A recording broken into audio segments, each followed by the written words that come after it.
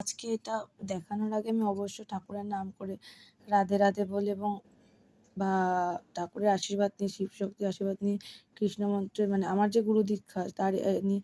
তো একটা কথা আমি বলতে চাই এখানে, আমার খুবই খারাপ লেগেছে, তার জন্য আমি নেট ফেট পুরো অফ করে দিয়েছিলাম, পুরোপুরি অফলাইন হয়ে গেছিলাম।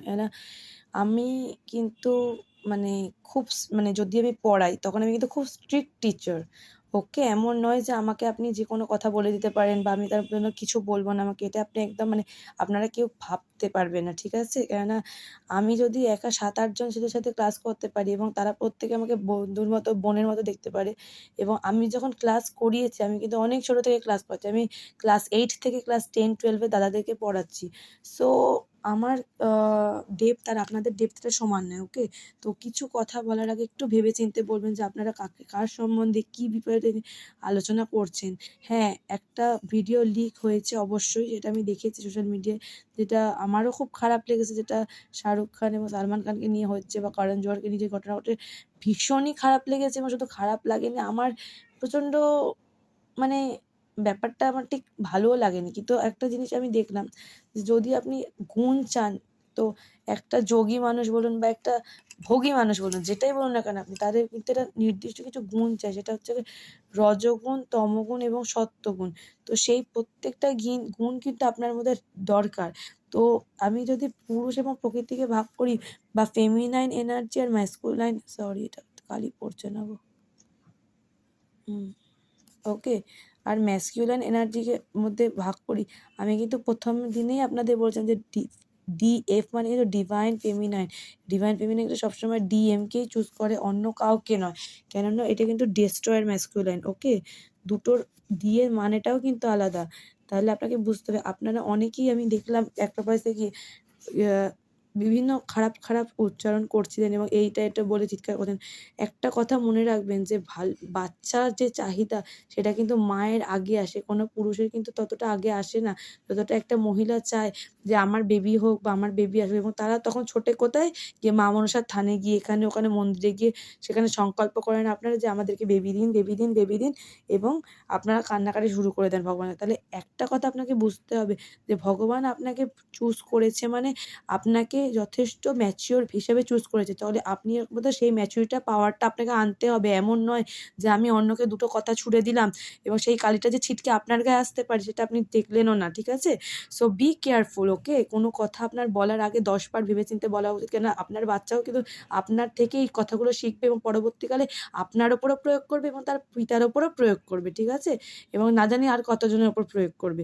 সো কাউকে কিছু খারাপ কথা বলার আগে নিজের চরিত্রটা একবার হলেও দেখবেন। আঙুলটা, আমার বাবা বলত একটা কথা যে, "তুমি যখন একটা আঙুল দিয়ে কাউকে দোষী দেখাবে না, বাকি ৩-৪ টে আঙুল তোমার নিজের দিকে ইন্ডিকেট করে যে তোমার দোষটাও কম নয়।" সো আগে যদি আপনারা অনেক আগে পুরোনো কালের সিনেমাগুলো দেখেন বা অ্যানশিয়েন্ট সিনেমাগুলো, বা যদি আপনি সাউথেরও কিছু মুভি দেখেন যে নাগ-নাগিনী যেগুলোকে, তার মানে কি আপনারা চান আগে, তার ভিত্তিতে কিন্তু আমরা আপনাদের সন্তান ধারণের ক্ষমতা দিই বা ক্যাপাসিটিটা দিই। ওকে? সো এখানে আপনারা যে বিদ্বেষ করছেন বা বলছেন যে এটা ওটা, হ্যাঁ, যদি আমি ধরেও থাকি, প্রকৃতি কিন্তু সবার ওপরে, তারপর পুরুষেদের প্রকৃতির থেকেই বিভিন্ন পুরুষের সৃষ্টি হয়েছে। পুরুষ কিন্তু আগে আসেনি। মেইন হচ্ছে শিব এবং শক্তি। শিব শক্তি ভেঙে গিয়েই কিন্তু ব্রহ্মা, বিষ্ণু, মহেশ্বর এই ৩ ভাবে গঠিত হয়ে গেছে। ঠিক আছে? সো কাউকে কিছু বলার আগে একটু ভাববেন যে আপনার অকাতের মধ্যে পড়ছে কিনা। ঠিক আছে? নিজের অকাতের বাইরে গিয়ে কোনো এমন কথা বলবেন না যাতে সেই কালিটা ছিটকে গিয়ে আপনার গায়ে এমনভাবে লাগে যে আপনার নিজেরই মাথা উঁচু করে দেখার, সামনে বা আয়নায় দেখার মান-সম্মানটা না থাকে। তো অবশ্যই বি কেয়ারফুল যে প্যারেন্ট মানে কিন্তু এমন নয় যে আপনারা যা ইচ্ছা তাই বেবিকে শেখাবেন। প্যারেন্ট মানে আপনাকে গুড প্যারেন্টিং শিখতে হবে। আগে জানুন যে what is the good parenting.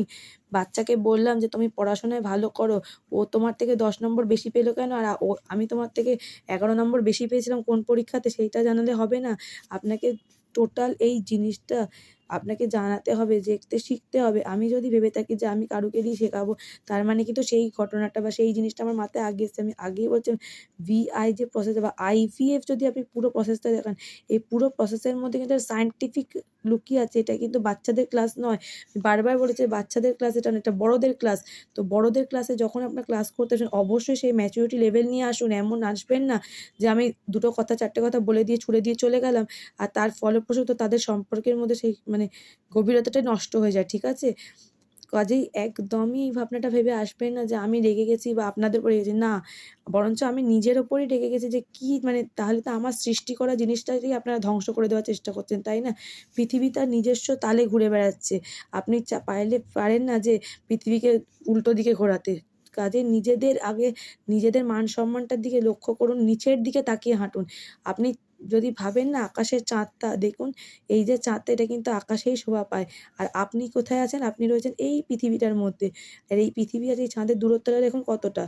আপনি চাইলেন শিবের মতো সতী, তো আপনাকে দে দেখতে হবে না আপনি চাঁদে যাবেন কি করে? আপনার আর চাঁদের মধ্যে পার্থক্যটা দেখেছেন? তাহলে চাঁদ আপনাকে চুজ করবে কেন? আপনার মধ্যে আছেটা কি? What is in you? কি আছে আপনার মধ্যে? আপনি তো একটা আর্থের সামান্য একটা এলিমেন্ট। এরকম যে কিছু, কিছু এলিমেন্ট ঘুরে বেড়াচ্ছে সেরকম ছোট্ট, ছোট্ট এলিমেন্টের মধ্যে আপনি একটা এলিমেন্ট। যখন নিঃশ্বাস নেন জানেন কত ছোট, ছোট জীবাণু আপনাদের শরীরে যায়, তারা তো এমনিই মরে যায়। যখন একটা মাছ রান্না করে খেয়ে নিচ্ছেন বা একটা গোটা কাঁটা কেটে, কেটে খাচ্ছেন তখন তাদের কষ্টটা মাথায় আসে যে তাদের কত কষ্ট হয়? তাহলে আপনারা কি করে বলছেন যে অন্য কাউকে ওইভাবে বলছেন আপনারা? নিজেদের দিকে তাকান, মাটির দিকে তাকিয়ে ডিপ রুটেড হন আর্থের দিকে তাকিয়ে হাঁটতে শিখুন। এই যে বড়, বড় বাড়িগুলো দেখছেন না? দাঁড়িয়ে আছে যেসব হোটেলে আপনারা ঘুরে বেড়াচ্ছেন, খাচ্ছেন সেই ওখানকার যে মেন যে আর্থিং কোথায় সিস্টেমটা কোথায় থাকে জানেন? এই নিচে মাটির নিচে আর্থিং করা থাকে। একটু পড়াশোনা জানুন, তাহলে দেখবেন নিজেদেরও জ্ঞানের প্রকাশ হবে, বাচ্চাকেও শেখাতে পারবেন, ঠিক আছে? না জেনে শুনে এমন কোনো কথা বলবেন না যাতে আমার নিজেরই মনে হয় যে এটা কী ধরনের পৃথিবী তৈরি করা হলো। এর থেকে তো ধ্বংস দেখালে বেশি ভালো হতো, ঠিক আছে? কাজেই যখনই কাউকে কোনো কথা বলবেন সেটা ভেবে চিন্তে বলুন। যখন আপনি এই মাটির ধুলোর মতো হয়ে যাবে না তখনই আপনি বুঝতে পারবেন এই ধুলোটাই গিয়ে ঝড় হয়ে সেই চাঁদকে ছুঁতে পারে এবং এই চাঁদকে ছুঁতে পারে বলে তখনই আপনি তখন পাবেন শিবাকে। শিবতত্ত্ব বা শিব জ্ঞান কিন্তু এত সহজ নয়। শিবতত্ত্ব যথেষ্ট কঠিন একটা জিনিস। এটাকে বুঝতে হবে, সায়েন্টিফিক্যালি সেটা বুঝতে হবে। এই যে আইভিএফ পদ্ধতিটা পুরোটা দাঁড়িয়ে প্রসেসটার নাম দেওয়া আছে ইন্দিরা। ইন্দিরা হোক বা যেটাই হোক, এইখানে আপনি কোথায় বাস করছেন সেটা দেখুন। আপনি ইন্ডিয়াতে বাস করছেন। ইন্ডিয়া নামের মানে বোঝেন? ইন্ডিয়ার আই মানে কিন্তু আমি নয়। ইন্ডিয়ার আই নামের অর্থ হচ্ছে উই বা আমরা। ঠিক আছে? So be careful. কাউকে কিছু বলার আগে ১০ বার ভাবুন যে এই কথাটা আপনি যে কথাটা বা বাক্যটা ছুড়ে দিলেন সেইটাতে যেন অন্য কারোর মনে একটুও দুঃখ না লাগে।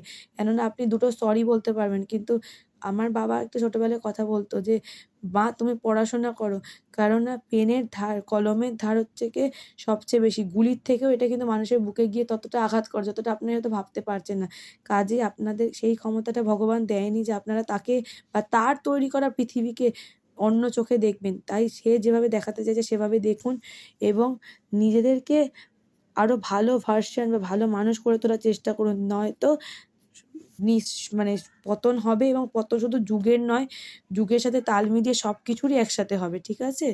তো আমি আজকে আর বেশি কিছু বলব না। আমার এমনিতেই মনটা এইজন্য খুবই খারাপ ছিল। আমি ঘুমিয়ে পড়েছিলাম। অনেকটা ডিপ ঘুমে চলে গেছিলাম এবং আমার যেহেতু সাইকিক অ্যাটাক হয়, তাই কিন্তু আমি জানতে পারি যে কখন কি ঘটনা ঘটছে। যদি আমি বলি আজ থেকে ১০ বছর আগে আমি এই যে রাতের স্বপ্নটা দেখেছি তার মানে কিন্তু এটার গভীরতা ছিল এবং এটা সত্যি ছিল। এটা কোনোরকম এর মধ্যে কোনো জালি বা মিথ্যে কথা নয় এবং আমি চাইছি না যে এটা আমি কাউকে এখন জানাতে। কারণ এটা সেই মানুষটারই জানার অধিকার আছে যাকে আমি ১০ বছর আগে দেখেছি। সো যখন কোনো কথা বলবেন একটু ভেবে চিন্তে বলবেন। ঠিক আছে? যে আপনার বলা কোনো কথা যেন অন্যকে আঘাত না করে। আর আজকে আমি এর থেকে বেশি কিছু বলব না। আমি খুবই ক্রোধিত হয়েছি এবং আমার খুবই কষ্ট লেগেছে এই কথাগুলো শোনার পর। যেটা শাহরুখ খান, সালমান খান এবং করণ জোহরের সম্বন্ধে আমার খুবই মানে এবং এটাও কিন্তু এই যে প্রকৃতি বা পুরুষ কিন্তু নিজেদের মধ্যে ভেঙে, ভেঙে নিজেদেরকে বিভিন্ন ভার্সন তৈরি করে। হ্যাঁ, যদিও নোংরা লাগছে ব্যাপারটা এবং নোংরাভাবে পোর্ট্রেট করা হলো জিনিসটাকে। বাট এটাও ঠিক যে নিজেদেরকে বিশ্লেষণ করতে অনেক এর জন্য চাই হায়ার সেলফ। আমি একসময় যদি এরকম আমি নিজেকে ভাবতাম কি জানেন? একটা কাকতাড়ুয়া। ঠিক এরকম মাটিতে দাঁড়িয়ে থাকা একটা কাকতাড়ুয়ার মতো।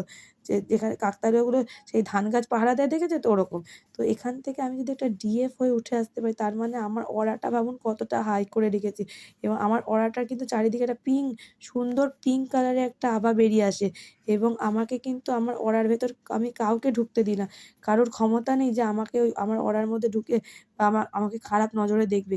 এবং আমি যদি একটা বার চোখ তুলে বড়, বড় চোখ করি না, তাহলে কোনো ছেলের ক্ষমতা নেই যে আমাকে ছুঁতে আসবে। সো একটুখানি ডিপ রুটেড হন, একটু মাটির দিকে থাকুন। আপনার টাকা আছে বলে আপনি বাচ্চাকে খরচা করছেন। এটা ভাবুন যে কতগুলো বাচ্চা না খেতে পেয়ে রাস্তায় বসে আছে। তাদেরও মায়েদের কষ্ট হয়। তাদের কথা ভেবে তাদের মুখের দিকে তাকিয়ে নিজের বাচ্চাকে যেটুকু খাওয়াচ্ছেন, তাদেরকেও দান-ধ্যান করার চেষ্টা করুন। দেখবেন ভগবান আপনার উন্নতিতে সাহায্য করবে।